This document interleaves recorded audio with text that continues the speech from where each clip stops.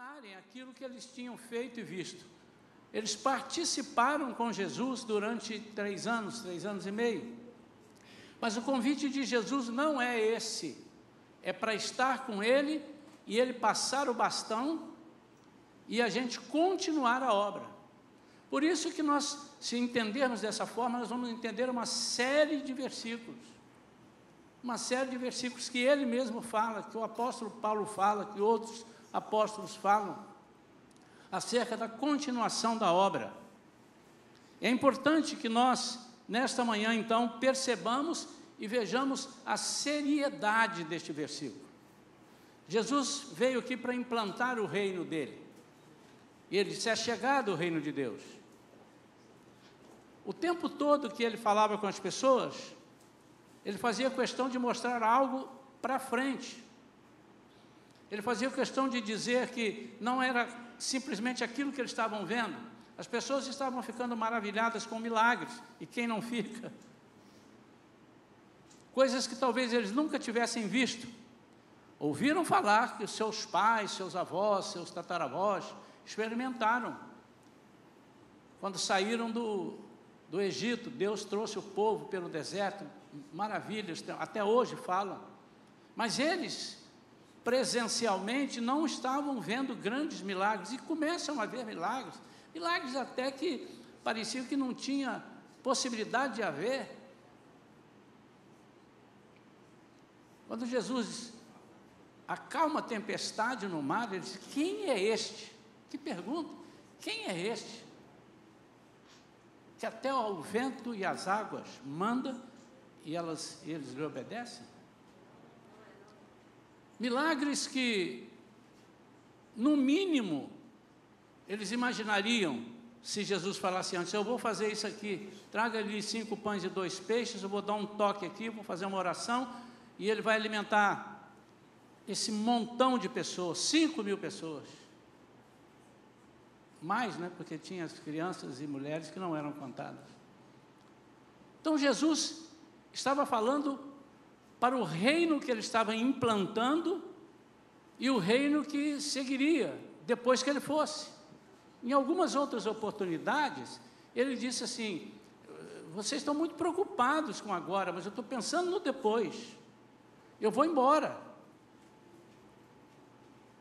E o Espírito Santo vai ficar. A obra continua. Não gosto de usar essa frase, se os irmãos vão entender, mas a luta continua.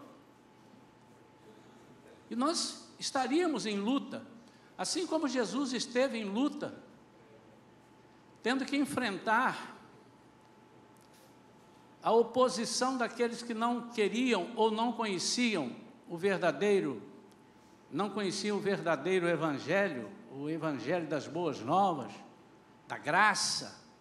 E ele teve que enfrentar, peitar pessoas que vinham com leis, e ele disse: não é assim, eu estou fazendo algo para muito mais além. Então esse convite é: quem deseja continuar, o após mim, só pode ser isso. Isso é língua portuguesa. Eu fui procurar em várias traduções, ele quer dizer isso. E para isso ele passa três observações, e eu diria 3 regras. Sem essas regras, ele disse, não vai dar para ser. E durante o Novo Testamento, ele conversando, ele dá indícios de que ele iria falar, ou já tinha falado. Em uns ele já tinha falado, em outros ele iria falar. Por exemplo, em Lucas 9:62, ele diz que aquele que põe a mão no arado e olha para trás, não é apto de quê? Do reino de Deus. Em 2 Timóteo 2:4, ele diz que ninguém que milita deve se embaraçar com negócios desta vida.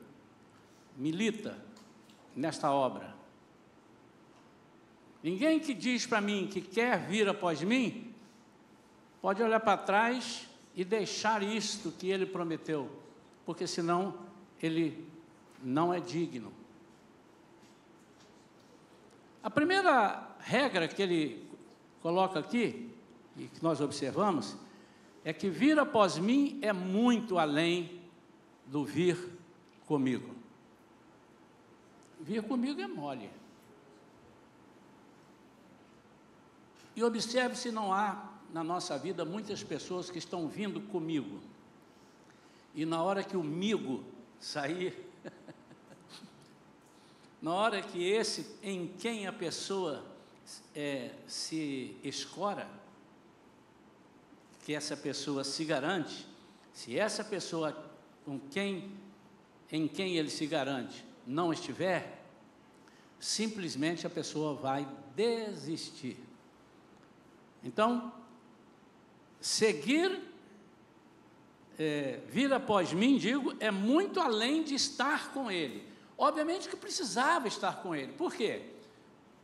Você imagina se Jesus vira para uma pessoa que, vamos chamar de um ímpio, que não aceitou Jesus, não conhece nada da Bíblia, e diz assim, a partir de agora, eu já estou te enviando. Obviamente que ele diz, eu te chamo para fazer essa obra, vai preparar a pessoa. Eu estou dizendo, agora já sai. O que é que ele vai falar se ele não conhece absolutamente nada? Então, é importante aceitar o convite de Jesus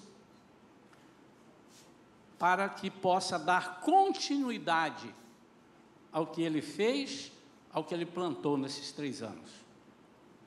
Em João 14, 12 a 15, diz que aquele que crê em mim, esse crê, a tradução desse verbo que é participação de vida, adesão, aquele que aderiu a mim, aquele que tem participação de vida comigo, fará também as mesmas obras.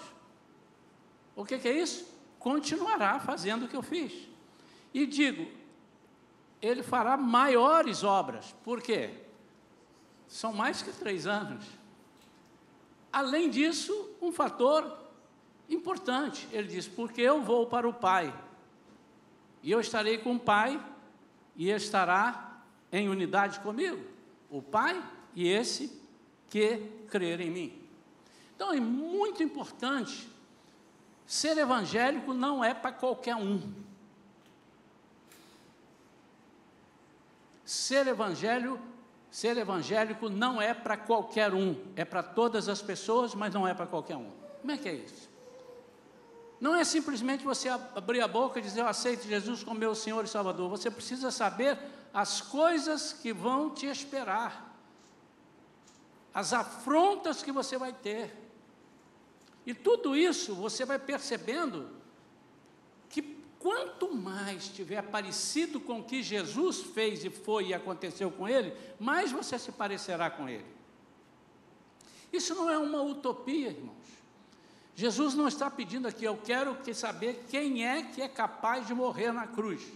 Primeiro que não precisa e não pode, né? Porque ele é o único, ele é o sacrifício único e total por todas as vidas. Mas vamos supor. Então, para ser evangélico, nós temos que entender algumas regras. Quando ele fala fará obras maiores, ele está colocando assim, você vai precisar de ter fé.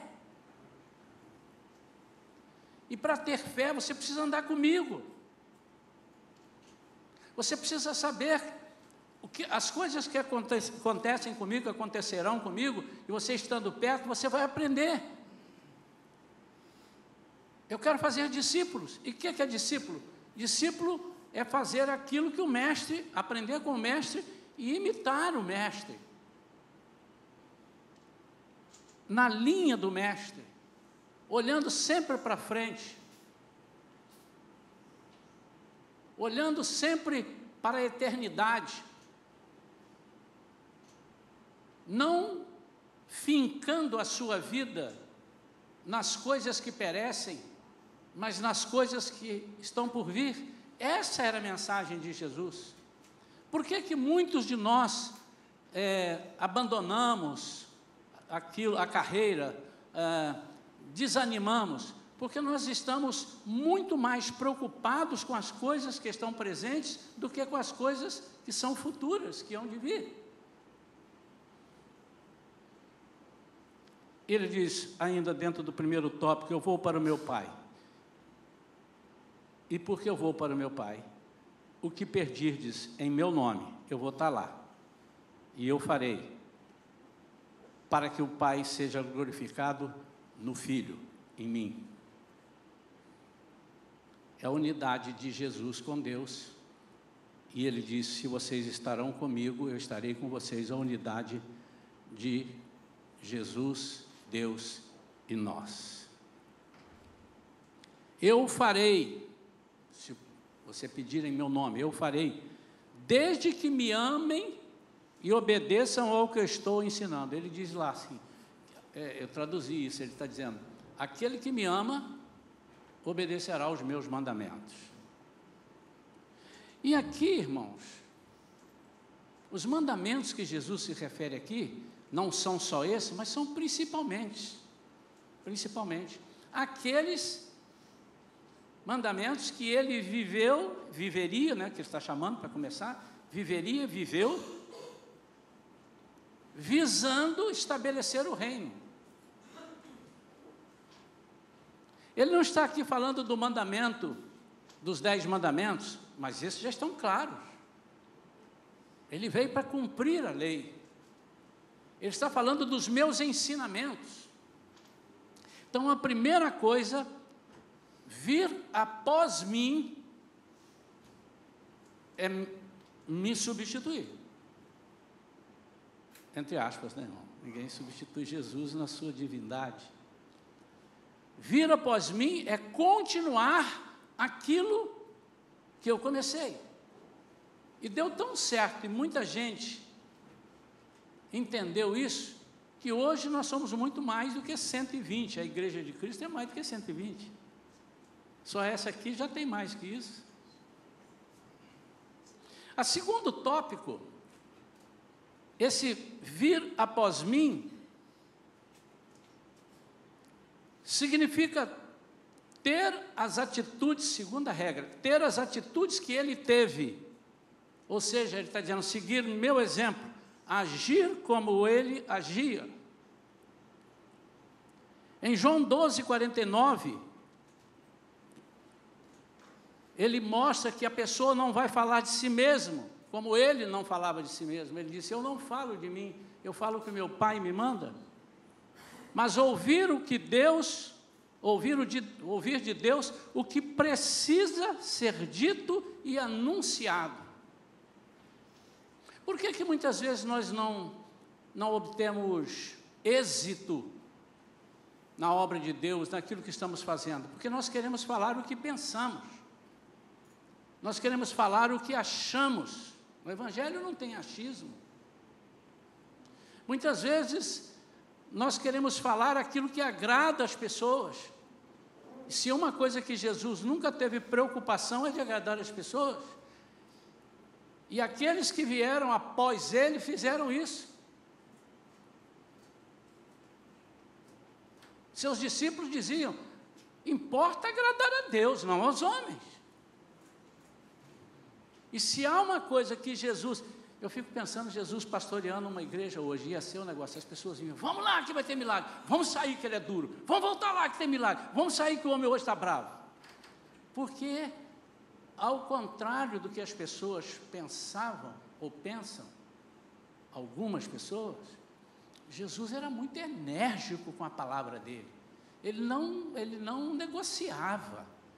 E se ele tivesse que chamar de hipócrita, ele chamava de hipócrita. Mas ele chamava para dizer assim: rapaz, você está sendo hipócrita, e hipocrisia não entra no reino. Você quer? Então larga a hipocrisia. Ele não estava batendo na pessoa, mas ele estava acentuando um defeito, uma falha daquela pessoa. E isso é que nós evangélicos, irmãos, nós estamos vivendo um tempo de muito mimimi no Evangelho, muita coisa, a gente não pode falar mais nada. Por qualquer coisinha a pessoa se ofende. Uns se ofendem e ficam ofendidos ali um ano dentro da igreja. Outros se ofendem e saem no dia seguinte. E vão fazer, não são curados. É um evangelho que parece que as pessoas estão imaginando um evangelho de facilidades. Jesus nunca disse que seria fácil. Ao contrário, disse assim: por causa de mim, vocês vão ser perseguidos. vão caluniar vocês, vão prender vocês, vão matar alguns de vocês. E mataram. Vocês topam vir após mim? Vocês acreditam nesse projeto de vida que eu estou trazendo? Ou vocês preferem ficar matando bezerros e cordeiros toda a vida e pegando o sangue deles só cobrindo o pecado? Para que ninguém veja. Cobrir pecado, eu imagino que ela seria assim, cobre, ninguém está vendo o pecado. Mas ele está ali. Eu vim para tirar o pecado. Esse pecado que está coberto, escondido dentro de você, é como se Jesus estivesse dizendo, vai te acabar, vai acabar contigo, vai te corroer. Significa ter as atitudes que ele teve, a regra 2, e diz, não dirigir, mas ser dirigido. É isso que Jesus fala. Com Deus, com as pessoas a respeito de Deus, ele diz, eu não falo de mim, eu falo dele. E todas as coisas que Jesus ia fazer, ele perguntava ao Pai. E nós, como embaixadores, nós não temos que ter voz própria. A nossa voz tem que ser a voz de Deus. Tem que ser a voz do Espírito. Tem que ser a voz do Evangelho. Não dirigir, mas ser dirigido. Na versão Almeida Revista e Atualizada, ele usa o termo, o Pai, em João 12:49, que o Pai tem me prescrito. Eu vou prescrever. Você vai no médico, o médico diz assim, o que você está sentindo? Estou sentindo isso, aí, faz um exame aqui, tá? Olha, eu vou te prescrever. Eu vou dizer para você o que você precisa beber, tomar, fazer exercício, o que for. Aí quando ele escreve, ele diz, faça isso. Ele não está perguntando se você gosta ou se não gosta. Ele está falando, faz isso. E nessa versão, ele diz, o Pai tem me prescrito, o Pai me prescreveu, ou seja, dado a receita, passadas as orientações. Então, quem quiser vir após mim, esse após mim é desde que ele ressuscitou e foi para o céu, até hoje. Hoje, se você quer vir após Jesus, você quer continuar a obra, uma das coisas que você precisa aprender é não falar de si próprio. Não estou dizendo de testemunhos, tá, irmão? Queria falar uma coisa aqui, mas mesmo você falando do seu testemunho, Deus precisa ser a pessoa principal, e Jesus, o Espírito Santo, precisa ser visto notoriamente. Mas tem a terceira parte, terceira regra. O versículo diz, se alguém quer vir após mim, a si mesmo se negue, dia a dia tome a sua cruz e siga-me. O que é se negar? Se negar significa, deixe de ser você para ser meu discípulo. Se você quiser vir após mim, se você quiser continuar, você, regra 3, precisa renunciar uma série de coisas. Você precisa renunciar coisas na sua vida pessoal, você precisa renunciar coisas na sua vida familiar, você precisa renunciar coisas na sua vida espiritual. E eu diria que eu não sei que muita gente precisa renunciar mais na vida espiritual do que na vida pessoal. A religiosidade pode, eu não estou dizendo que nós não possamos ser religiosos, mas um cuidado com a religiosidade, com a nossa religião, ela pode abafar completamente os propósitos de Deus. Se Deus quiser fazer uma coisa aqui nessa igreja, irmãos, diferente, Ele levanta quem Ele quiser. Não importa se a pessoa tenha um mês de convertido, um mês de membro da igreja, ou 50 anos de convertido. A renúncia de si, de seus atos, é algo de suma importância para que você seja vitorioso e considerado digno de andar com Deus.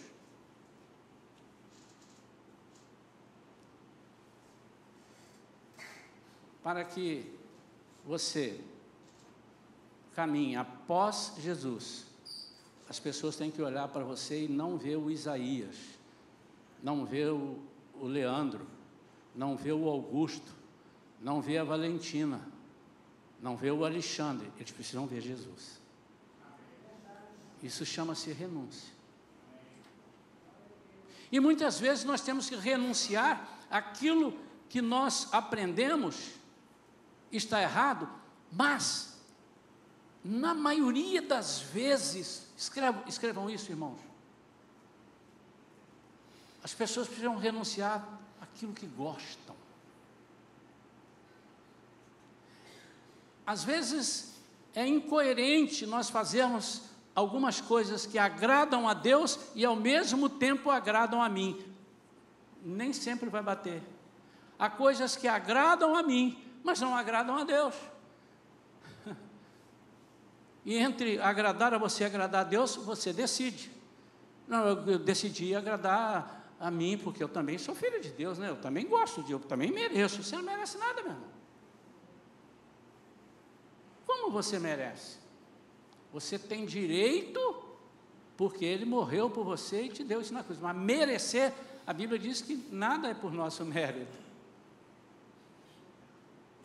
Então, a renúncia daquilo que gostamos, muitas vezes é mais importante para nós estarmos desembaraçados, não militando nesta vida civil, quando nos alistamos na vida militar. É um exemplo que ele dá. Muitas vezes é mais importante. Renunciar ao pecado. O que é renunciar ao pecado? É dizer para o pecado: ô bobão, não gosto mais de você. Renunciar. Eu estava conversando, não lembro com quem esses dias aí, falando em renegar e renunciar. Parecem primos e irmãos, mas não são.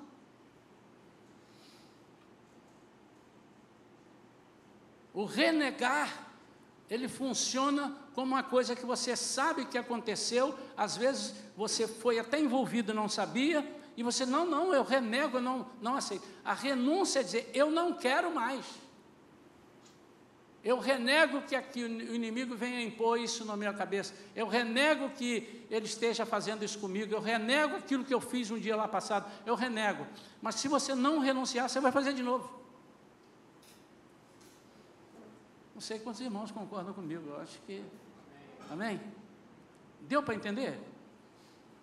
Renegar é muito importante. Muitas vezes nós estamos fazendo libertação e falando, eu renego e tal e tal. Agora, por que a pessoa depois volta a fazer? Porque ele não renunciou. Eu renego ter adulterado, deixado a minha esposa naquela situação, eu renego, não quero naquilo. Agora, eu renuncio. Sabe o que significa renunciar? Você não tem mais parte com aquilo.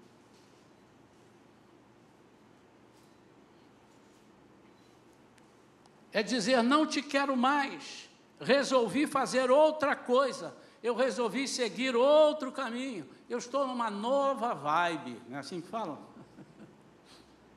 É novo. Aqueles que estão em Cristo, nova criatura são. Aquele que está em Cristo, nova criatura é. As coisas velhas já passaram, e eis que tudo se fez novo. Tem novidade de vida. Renuncie. O apóstolo Paulo disse, se você aceitou Jesus, você é salvo. Então, se você mentia, não minta mais. Renuncie a mentira. Não é eu renego a mentira. Aí amanhã você vai ver um negócio, caramba, eu tenho que aplicar um H em cima do meu patrão ali, porque agora o negócio pegou aqui, eu vou chegar... você não renunciou. Porque quando você renuncia, você corta o elo.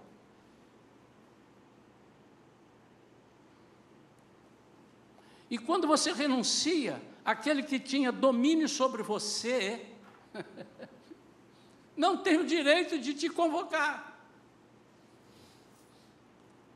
Se você tem um cargo público, alguma coisa, eu renunciei, o presidente da República renunciou, o deputado federal renunciou, a Câmara não pode chamar e dizer assim, você está faltando as sessões. Não, eu renunciei, não tem mais nada a ver com vocês, agora eu estou na praia, agora eu estou viajando. Estão entendendo a importância do renunciar? Renunciar à sua vida, renunciar ao seu posto de foco. O foco é em mim. Não, o foco não é em você, o foco é em Jesus. Por que que muitas pessoas também não obtêm êxito nas coisas de Deus? Porque ele coloca ele como foco.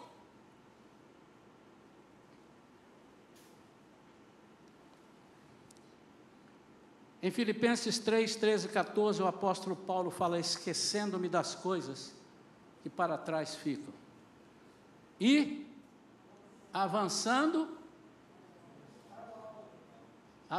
para as que estão adiante de mim. Vamos ver se eu posso traduzir, ver se os irmãos me permitem traduzir. Esquecendo-me das coisas que para trás ficam e avançando após mim. Avançando após Jesus, avançando para fazer a obra. Aí sim, eu prossigo para o alvo, para o prêmio da soberana vocação de Deus em Cristo Jesus. Renunciar. Agora tem uma coisa que é dificílimo de renunciar. Pastor, então nem fala, que eu não vou nem tentar. Não, mas eu estou avisando que é difícil, porque se fosse fácil, você não precisava de ajuda de Deus, ajuda do Espírito Santo, você não precisava da ajuda dos irmãos para orarem por você. Esse é muito difícil. É renunciar. Deixa eu terminar, viu, irmão? Senão alguém já vai escrever num papelzinho e falar: o pastor falou isso e não está na Bíblia. Deixa eu até beber uma água primeiro. Renunciar à sua natureza pecaminosa. Você não vai deixar de ter natureza pecaminosa. Se você entendeu assim, eu vou te explicar. Renunciar à sua natureza pecaminosa, você dizer assim: eu não quero essa natureza. Mas você não pode, Jesus não voltou ainda, Ele não te deu um corpo glorioso. Então, qual é a solução? Aí o Espírito Santo vai falar: sou eu. Quantos quilos você tem aí de natureza pecaminosa? 1,2 kg. Vou te dar 2 quilos de Espírito Santo. Ele vai superar a natureza pecaminosa. O que significa isso na prática? É você não assumir aquilo que o mundo diz, que as pessoas dizem que você é. Tem muita gente que, se eu chamar de feio, ele vai se sentir feio e vai morrer. Por que você quer morrer, meu filho? Porque eu sou feio. Mas não é. Você ganhou 3 concursos de beleza, mas está todo mundo dizendo que eu sou feio. Renunciar é abrir mão de uma coisa que Satanás decretou para você lá antes, lá no início, lá em Adão. Agora vai ter que ser assim, agora vai ter que ser assim. A sua natureza pecaminosa, ela tem vários envolvimentos na sua vida. Ela faz você ser uma pessoa amarga, se você quiser, mas você pode decidir renunciar e não ser amargo. A sua natureza pecaminosa pode fazer com que você se sinta sempre inferiorizado em tudo que você vai fazer. Você pode decidir não se sentir inferiorizado. Você pode até dizer: eu sei ser pobre, eu sei ser rico, eu sei ser alegre, eu sei ser triste, eu sei andar de carro, eu sei andar a pé, eu posso todas as coisas naquele que me fortalece. Renunciar é natureza pecaminosa, porque o que te deixa triste com pequenas coisas é a natureza pecaminosa. E não tem jeito, irmão, nós temos que ficar com ela até Jesus voltar e nos transformar num corpo glorioso, onde nada dói, nada é feio, nada é triste, nada é ruim, só alegria, só bênção. Mas enquanto isso você precisa renunciar. Não, vou repetir, não significa dizer, não significa. A partir de hoje, o irmão Isaías Mendes, porque tem outro, né? Eu não posso falar por ele. O irmão Isaías Mendes renunciou à natureza pecaminosa dele. Ele não é mais descendência de Adão. Não pode, irmão. Não pode. O que eu estou dizendo ainda? Quando eu renunciei, então, para ficar muito claro, eu não vou assumir para mim aquilo que o inimigo quer que eu assuma. Eu vou mentir para o inimigo. E se eu sou feio, a pessoa falar, você é feio, eu sou nada. Tem quem goste. Não tem um negócio do apelido? Você quer ver um apelido pegar em você? Se importe com ele. Se você fingir que não é, o apelido não vai pegar.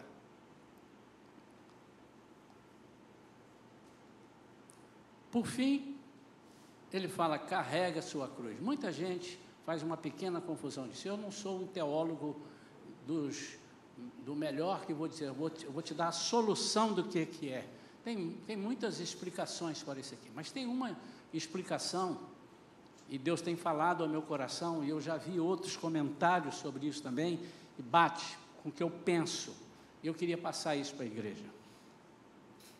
Carregar a sua cruz.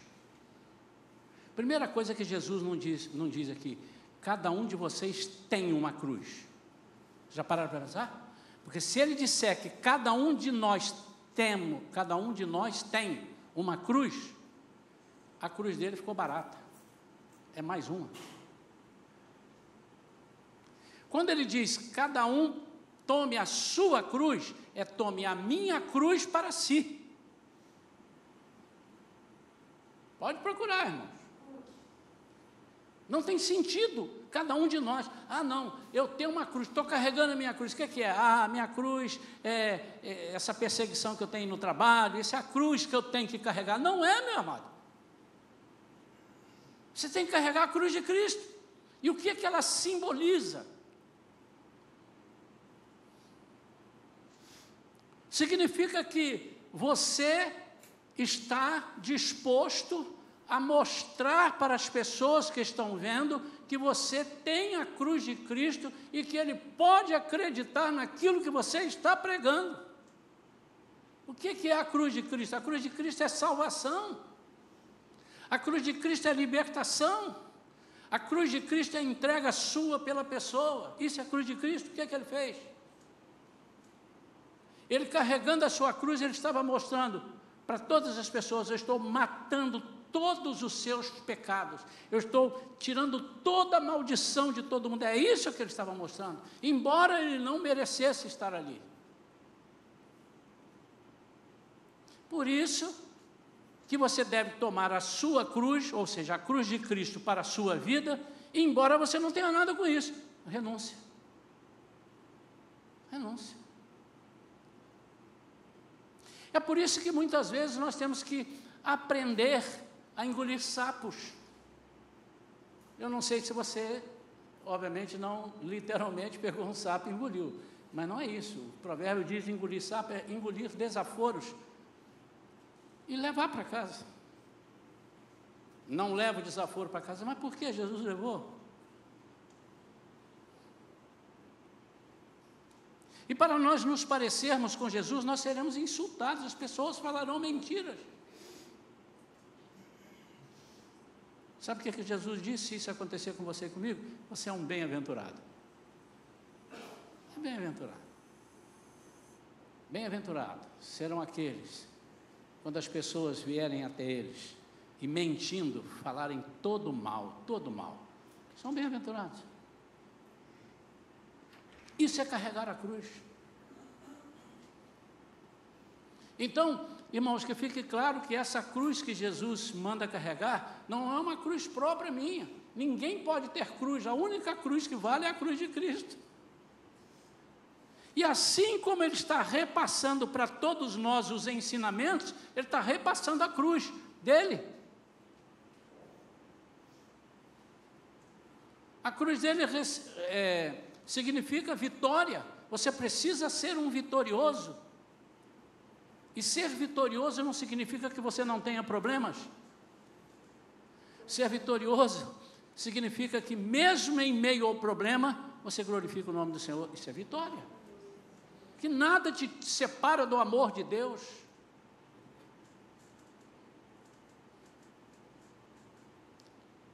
Cristo, ao levar a cruz, não apenas mostrou que estava pagando pela culpa de todos, mas que estava deixando que todos vissem que ele estava dando a vida por eles.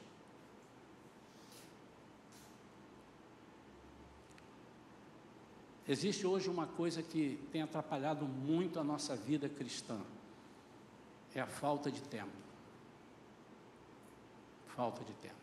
Nós fazemos um esforço sobrenatural para qualquer coisa, mas não fazemos por Jesus, nem sempre fazemos. Nem sempre fazemos. Vamos lá. Nós fazemos das tripas coração, não tem esse jeito? Eu quero entender como é que é fazer da tripa virar um coração, mas enfim. Nós fazemos das tripas coração para driblarmos um problema, para conseguirmos aquilo que nós estamos querendo.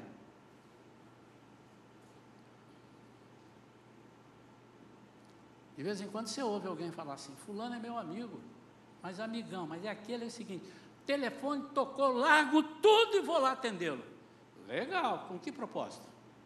Da amizade ou do amor de Cristo? Agora você faz pelo menos 10% disso com Jesus? Eu não vou entrar aqui, irmãos, porque senão fica parecendo que a gente está... Mas nós estamos cada dia mais descomprometidos com as coisas de Deus. Qualquer coisa embaraça. Nós não temos... Deixa eu falar um segredinho para os irmãos. Essa não é minha, é de um pastor muito conceituado que eu vi uma vez, e falei, é verdade. Tem coisas, tem embaraços que Jesus coloca para ver se Ele pode confiar em você. Deixa eu colocar esse embaraço para ver se Ele vai driblar. Ih, meu cara é muito fraco. Primeira prova, esse embaraço é prova. Primeira prova que Ele coloca, a gente amarela, a gente renuncia àquilo que nós estávamos proposto fazer. Tomar a sua cruz, entre aspas, né? Porque não é a sua, ninguém tem cruz, só Jesus tem cruz, então temos que tomar a cruz dele, temos que tomar o propósito dele. Também não é de morrer, tá, irmão? Ninguém pode morrer na cruz. Não, se você quiser pode morrer, mas não pelo propósito de Jesus. Tomar a sua cruz é tomar parte dela na sua vida, mostrando que você está interessado que vidas sejam salvas para Jesus, ainda que seja penoso para você ajudar essas vidas. Talvez, irmãos, nós não tenhamos aqui na Igreja Shalom todos os cultos, muitos visitantes não crentes, porque está muito difícil para a gente convidar. Ou está difícil porque não temos tempo, ou está difícil porque eu acho chato, ou está difícil porque se eu convidar um amigo, ele vai saber quem eu sou. Ué, mas você é crente? Você nem me falou?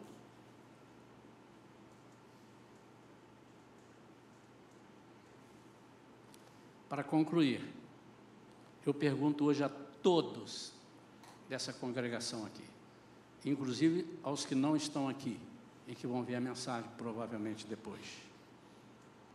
Quem deseja vir após mim, Isaías Mendes, e continuar essa obra de Deus? Quem está aqui para ser beneficiado e quem está aqui para aproveitar esse espaço que Deus abriu e continuar, expandir o reino de Deus através dessa igreja?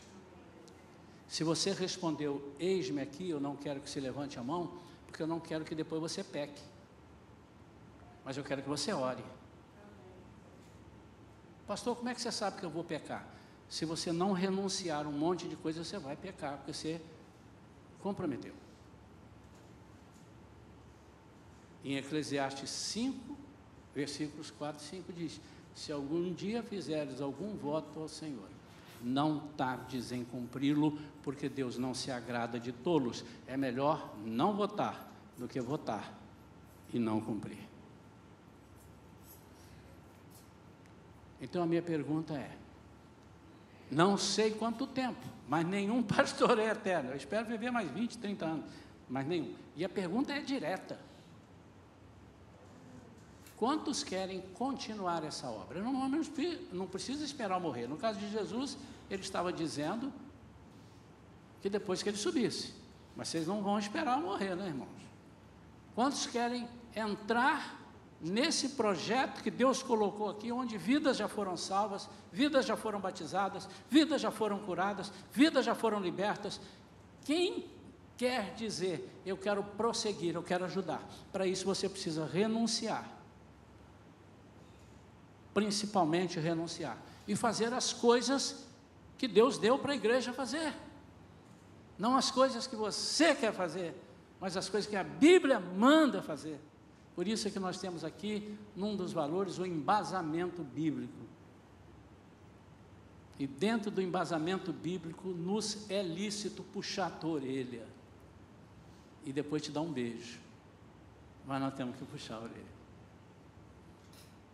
Quantos estão dispostos a dar um pedaço mais da sua vida para que esta igreja Shalom em Niterói seja uma igreja vista por Deus como uma igreja que não está corrompida, como uma igreja que não está cansada, que não é uma igreja que não pensa só nela, mas pensa principalmente nos que estão de fora, aqueles que estão de fora, aqueles que não conhecem Jesus.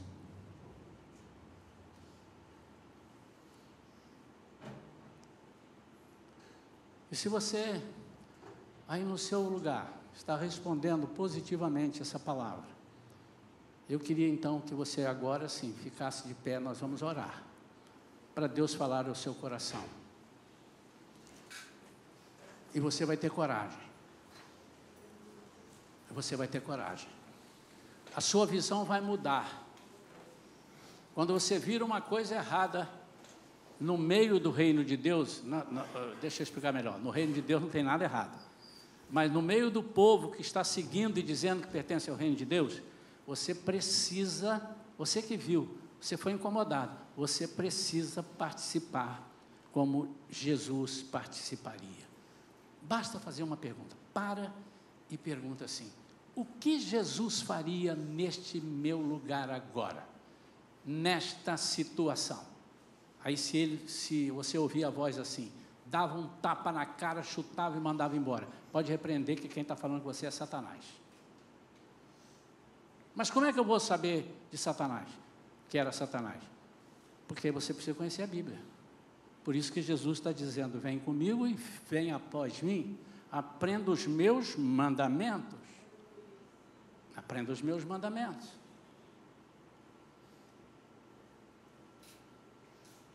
Ofereça-lhe a outra face.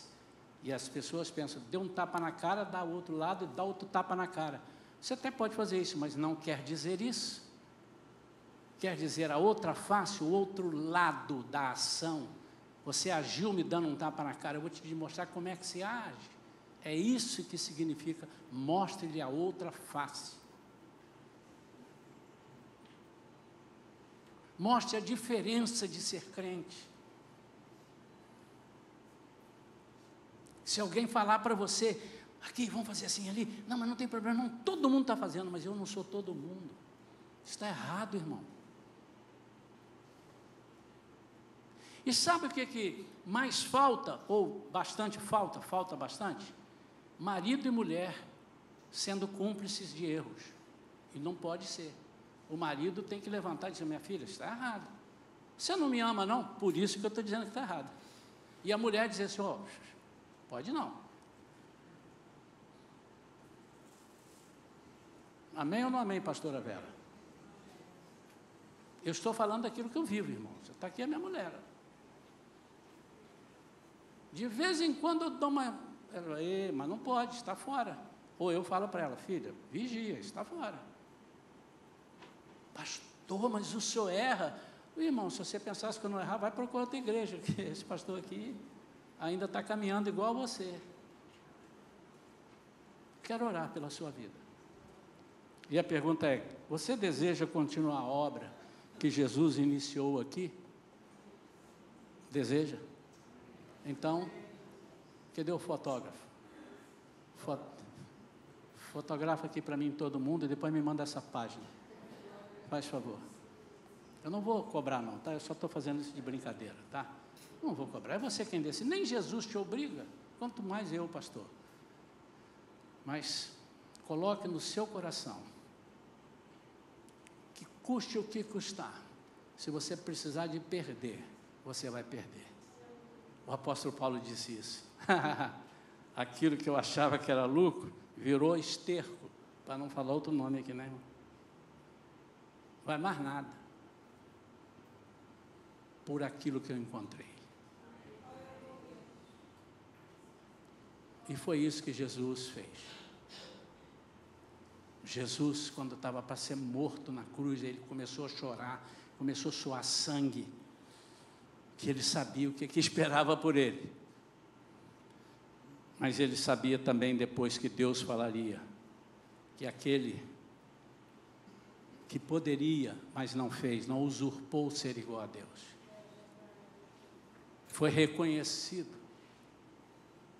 E o seu nome foi colocado acima de todos os nomes, diante de qual todo joelho se dobrará e toda língua confessará que Jesus é o Senhor. Sabe o que Deus está falando para você, igreja? Que o seu nome pode ser honrado como um mártir do Evangelho, que abriu mão de um monte de coisa, renunciou um monte de coisa, para ganhar a Cristo. E para fazer pessoas ganhar a Cristo. Isso é que é o mais lindo. Quando você chegar lá no céu, eu creio que vai ser assim, sou eu, né, falando. Vai chegar assim, tem uma fila para entrar no portão lá. Vamos supor que tivesse uma fila. Me ajuda aí na pregação, tá, irmão? Tem uma fila lá.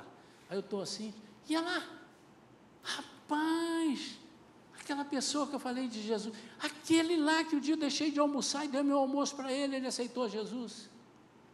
Olha lá a fila, caramba, aquele que era cachaceiro, olha, tudo aqui no céu. E Deus vai falar conosco, nos entregando coisas maravilhosas que nós nem sabemos o que é, mas Ele vai.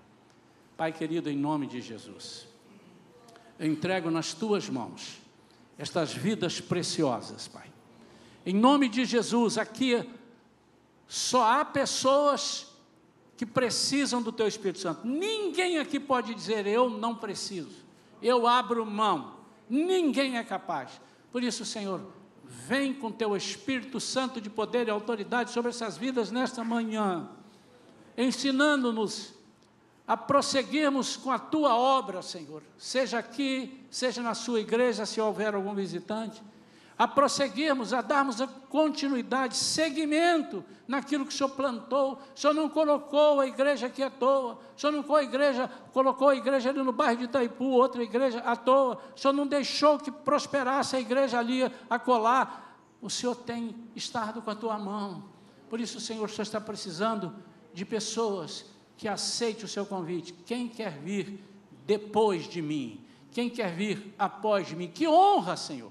Que honra nós podemos dizer, as pessoas perguntarem, quem é você? Eu sou discípulo de Jesus, e eu estou aqui chancelado por Ele, para fazer a obra que Ele fez. Quem te disse isso? Ele. Onde está escrito? João 14:12. E eu vou fazer as mesmas que Ele fez, da forma que Ele fez, porque eu aceitei renunciar à minha vida pecaminosa, à minha vida material, para obter ganhos, lucros com a vida espiritual. Pai, eu quero que o Senhor conserve esse povo agora, encha-os do Teu Espírito Santo, toque no coração de cada um, quebre, Senhor, qualquer coisa que esteja atrapalhando o prosseguir da Tua obra, seja aqui ou seja acolá, em nome de Jesus. Amém, amém. Deus abençoe. Pode assentar. Deus abençoe.